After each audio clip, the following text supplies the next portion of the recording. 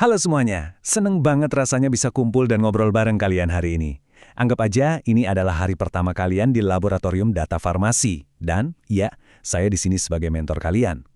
Kalau dengar kata farmasi, mungkin yang kebayang di kepala kita langsung jas lab putih, nyampur-nyampur cairan kimia, atau nemuin obat ajaib baru yang bisa menyembuhkan segalanya. Tapi tahukah kalian, ada satu tahapan krusial yang sering terlupakan, padahal justru ini yang jadi penentu segalanya. Hari ini, kita bakal menyelami sebuah dunia di mana kita mengubah sekedar dugaan menjadi fakta medis yang sama sekali nggak bisa dibantah. Oke, yuk kita langsung mulai aja. Coba bayangin situasi ini. Kamu baru aja berhasil meracik formulasi obat baru yang kelihatannya bekerja sempurna di dalam gelas kimia lab kamu. Sel-sel penyakitnya mati dan senyawa buatanmu sangat stabil. Wah, luar biasa banget kan? Tapi tunggu dulu. Waktu kamu bawa temuan keren ini ke Kementerian Kesehatan atau BPOM, mereka nggak bakal cuma ngeliatin gelas kimia itu, terus bilang, wah bagus nih, langsung edar aja. Nggak gitu kerjanya. Mereka bakal nanya satu hal penting. Bisa nggak kamu buktikan klaim ini secara matematis? Nah, disinilah letak inti pembahasannya. Statistik itu bukan sekedar hitung-hitungan matematika yang kaku, kering, dan ngebosenin. Ini adalah alat utama kamu.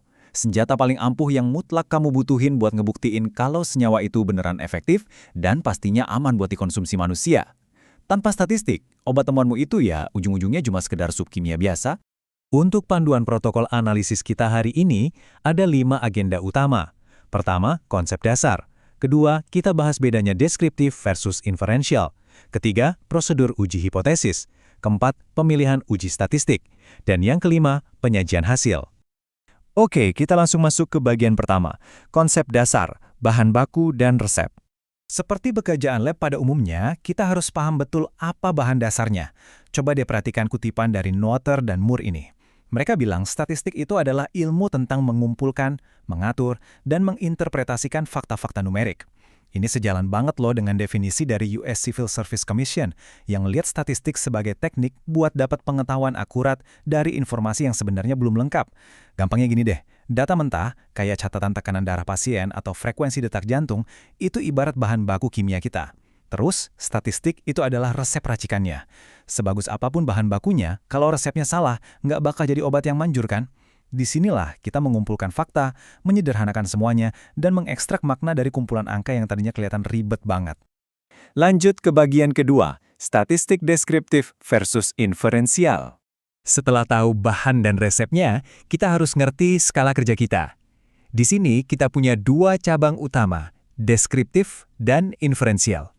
Biar gampang, bayangin kamu lagi jalanin uji praklinis di lab. Statistik deskriptif itu ibarat kamu sekedar nyatat efek samping atau ngitung rata-rata kesembuhan dari tikus-tikus putih di lab spesifik kamu aja. Fokusnya murni cuma pada apa yang ada di depan mata kamu saat itu. Nah, di sisi lain, statistik inferensial ini adalah langkah besarnya. Ini adalah proses di mana kita pakai hitungan matematika dari sampel tikus tadi untuk memprediksi apakah obat ini bakal aman dan efektif kalau dikasih ke jutaan populasi manusia di seluruh dunia. Jadi ingat kuncinya ya, deskriptif itu sekedar meringkas, sementara inferensial itu memprediksi dan menggeneralisasi secara luas. Sekarang kita masuk ke bagian ketiga, prosedur uji hipotesis. Nah, ini dia momen pembuktian yang sesungguhnya di laboratorium. Ini tuh ibarat pertarungan epik antara kemungkinan obat kita nggak ada efeknya sama sekali, melawan fakta kuat bahwa obat kita beneran ampuh. Inti pertarungannya ada di 2 definisi ini. Tiap kali nguji obat, kita pasti selalu mulai dengan hipotesis 0 atau yang sering kita sebut H0. Anggap aja ini mewakili efek placebo. Ini adalah asumsi paling pesimis yang bilang, senyawa yang kamu capek-capek buat itu nggak ada efeknya sama sekali, nggak ada bedanya sama minum air putih. Di sudut lain, kita punya hipotesis alternatif atau HA. Ini adalah klaim kemenangan kita. HA dengan bangga menyatakan kalau obat kita secara valid punya efek nyata. Misalnya beneran bisa nurunin tensi darah. Tujuan utama riset farmasi kita, jelas, mengumpulkan bukti yang cukup buat menghancurkan si hipotesis 0 tadi. Terus, gimana cara kita ngehancurin hipotesis 0-nya? Kita pakai 4 langkah praktis ini. Ingat, ini bukan sekedar teori di buku teks ya. Ini beneran protokol pasti langkah demi langkah yang dipakai peneliti top dunia buat menganalisis data uji klinis sungguhan. Langkah pertama, tentukan H0 dan HA kamu. Langkah kedua, tentuin tingkat signifikansinya, alias seberapa ketat standar kesalahan yang masih bisa kita toleransi. Langkah ketiga, nah ini biasanya bikin mahasiswa mulai deg-degan, kita harus ngitung nilai probabilitas atau p-value. Dan yang terakhir, langkah keempat, kita bertindak ibarat hakim untuk membuat keputusan ujinya. Mari kita bedah aturan main buat ngambil keputusannya. Yang ini langsung kita ambil dari literatur aslinya. Aturannya simpel banget.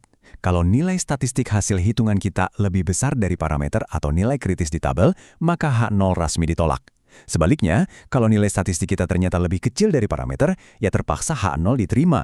Selalu ingat ya, sebagai praktisi yang lagi semangat-semangatnya ngebuktiin obat baru itu manjur, menolak H0 itu justru jadi tujuan utama kita. Soalnya, kalau H0 ditolak, itu artinya kita bisa menerima hipotesis alternatif yang artinya lagi obat racikan kita beneran punya pengaruh nyata. Yes!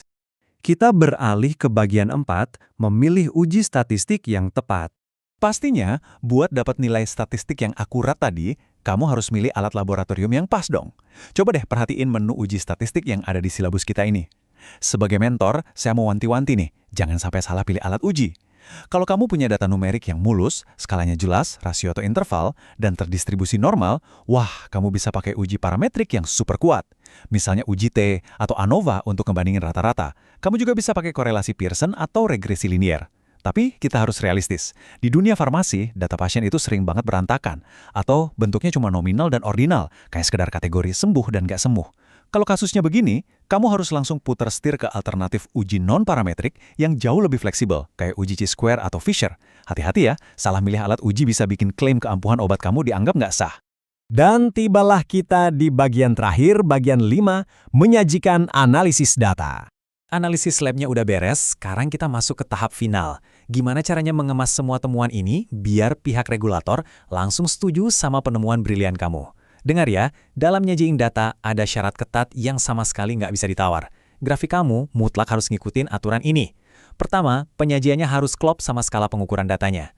Terus, wajib banget ada judul yang super jelas, isi grafiknya harus proporsional, dan nggak boleh lupa menyertakan catatan kaki atau referensi sumber.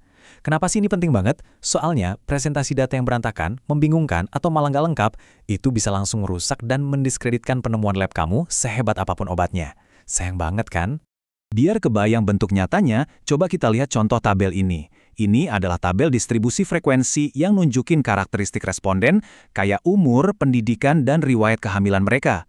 Coba perhatiin deh betapa bersih dan terstrukturnya data di tabel ini. Ini tuh contoh yang sangat sempurna tentang gimana kamu harus memformat presentasi statistik deskriptif kamu. Begitu pihak regulator ngeliat tabel sebersih ini, mereka bakal langsung paham siapa aja pasien yang ikut uji klinis ini, tanpa harus buang waktu pusing nyari-nyari informasinya. Nah, ini bagian yang paling seru.